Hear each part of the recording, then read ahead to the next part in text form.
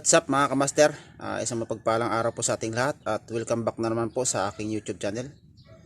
For today's video mga kamaster, bali magsishare naman ako sa inyo ng bagong video o tutorial. About naman po ito sa nakaraang video natin na ipinakita ko sa inyo kung paano mag-kanal ng mano-mano. So ngayon, ipapakita ko naman po sa inyo mga kamaster ang paggawa ng pangkayod o yung pang sudsud natin gamit tong 6mm na shafting. Bali, tuturo ko po dito mga kamaster kung paano yung technique natin sa paggawa nito. Para napakasimple lang mga kamaster, para malaman nyo po kung paano patalasin yung mas maigsi na pang kayod ng pahila at yung isa naman ay pang kayod ng pasulong. So yun po ang ituturo ko sa inyo ngayon mga kamaster, kung paano ko po gawin yon. Para din po kasi ito sa mga kababayan natin na kapaspalad din po na hindi kayang bumili ng mga router, yan, para makamano-mano tayo, para mas mapaganda pa rin yung ating pagkanal. Dahil sa 6mm shaft lang na simpleng tools, makakapaggawa ka ng kanal ng iyong magiging SJ body gaya ng itong nasa na kahoy natin. Yan mga kamaster. Siyempre mga kamaster, bago tayo mag-umpisa, kung bago ka pa lang po sa aking YouTube channel at kung hindi ka pa po nakapag-subscribe, maaaring pakisubscribe na rin po at pakilike na rin po. Lalo kung nagustuhan yung video, maraming salamat po mga kamaster. Umpisa na natin, let's go! Bale, unahin po natin itong mas maigsi, itong pangkayod ng paatras. Ang gagawin lang natin mga kamaster, papantayin na natin ito ng grinder, itong dulo, papantayin natin.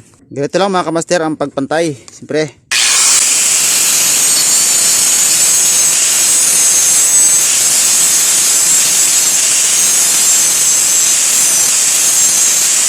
Yan mga kamaster, dahil napantay na natin, ganito naman ang technique natin mga kamaster para magkaroon siya ng mas matalas. Ito yung ating martilyo.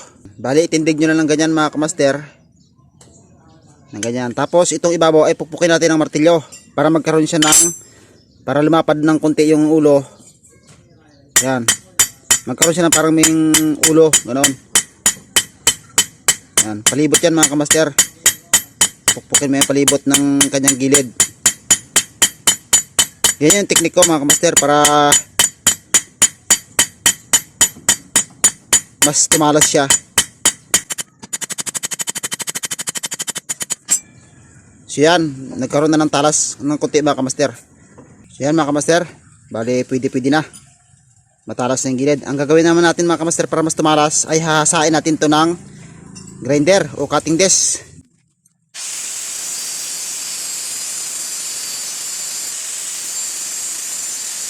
Yan mga kamaster, ito na siya. Bali, testingin natin dito mga kamaster sa ating kuan kung tatalab. Mga kamaster, oh.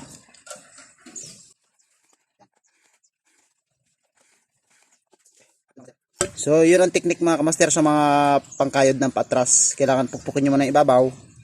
Tapos pag nagkaroon na siya ng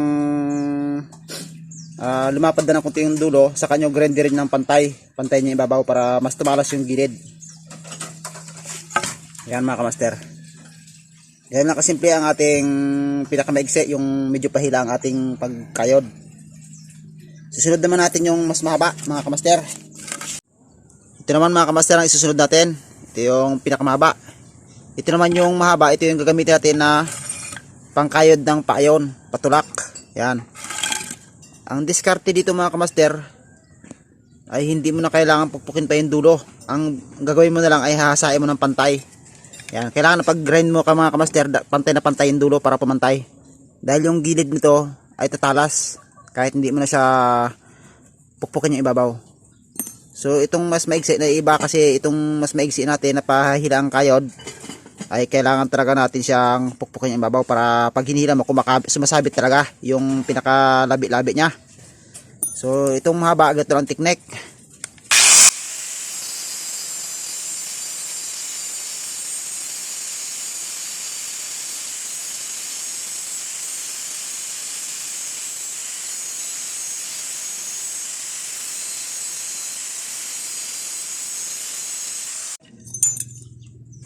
So yun mga kamaster, dahil tapos na ating mahaba at maigsi na simple tools natin para pang kanal dito sa mga ating gagawing SG body. Ang gagawin naman natin mga kamaster, wag nyo nalagyan to ng puluhan o yung hawakan na kahoy. Ang gawin nyo na lang ay balutan nyo na lang ng tila para medyo bukol siya. Yan, lagyan nyo lang alawas na konti yung mas maigsi na ganyan.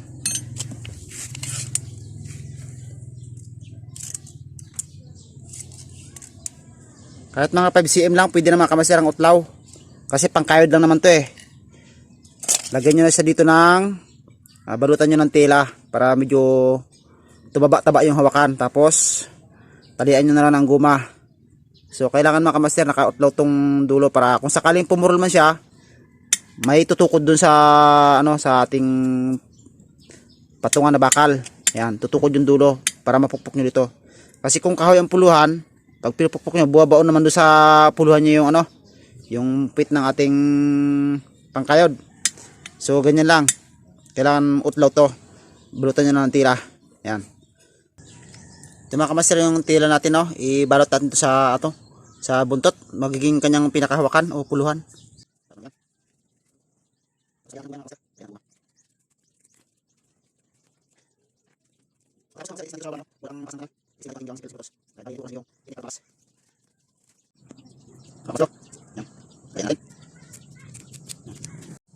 Yan, simple lang yan mga kamaster.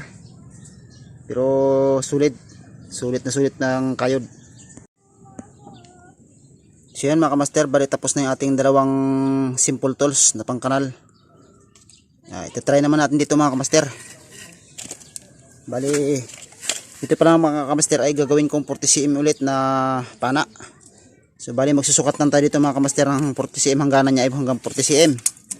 Mula sa magiging unahan ng trigger, yan. Dulo at hanggang dito sa 40 cm. Yan.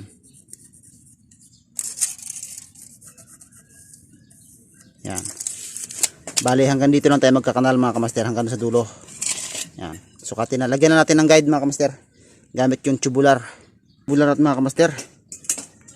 Madami-daming pan-trigger na naman ito mga kamaster. Pan-trigger housing. Yan. Bali hatiin na natin sa gitna mga kamaster. Una dito muna sa gitna.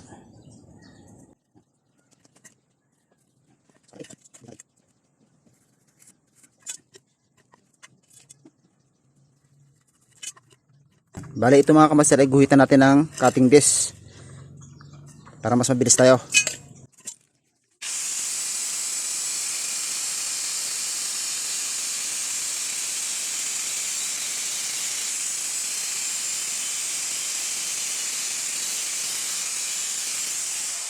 Ayan mga kamaster, bali naguhitan na natin.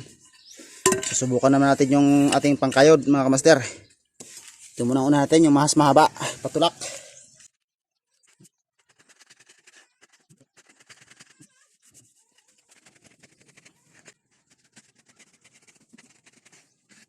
Ayan. Bali nagkaroon na ng bagyang kanal mga kamaster. Ito naman ating isusunod. Pahila naman mga kamaster. Nakatalas talaga niya mga kamaster itong ating bagong gawa na simple tools.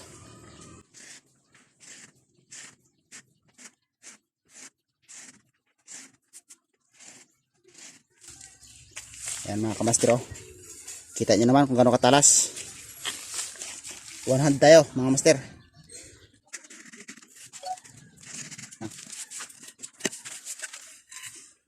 Ayan mga kamaster, may kanal na. So yan, yun ang ating tools na simple pero malupit siyang magkanal mga master. Ganun lang technique mga kamaster sa paggawa ng simple tools na pangkanal gaya nito.